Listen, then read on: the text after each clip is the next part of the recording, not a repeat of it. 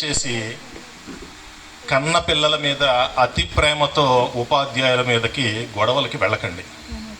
మీరు తల్లిదండ్రులుగా ఇప్పుడు చాలామంది పిల్లలు ఉన్నారు, స్కూల్స్కి కూడా పంపిస్తున్నారు. ఎవరు ఉపాధ్యాయుల మీదకి గొడవలకి వెళ్ళకండి. నేను ఇంట్లో మా చిన్న పాప కానీ పెద్ద పాప కానీ వాళ్ళ స్కూల్లో కొట్టారు అంటే, ఏదైనా తిట్టారు కానీ కొట్టారు కానీ అని ఇంటికి వచ్చి చెప్తా. నేను ఒకటే చెప్తా, కొట్టారా, మంచి పని చేశారు. నేను అదే చెప్తాను.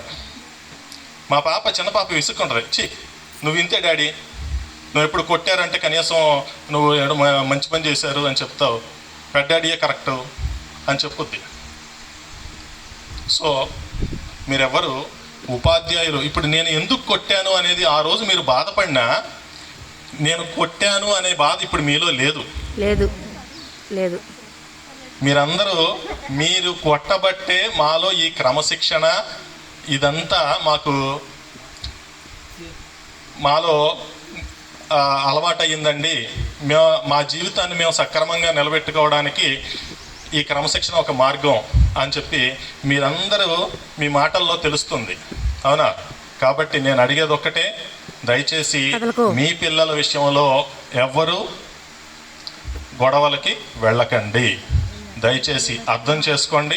అలాగే మీ పిల్లల్ని సార్ చెప్పారు గవర్నమెంట్ స్కూల్లోనే జాయిన్ చేయండి. ఓకేనా? Thank you.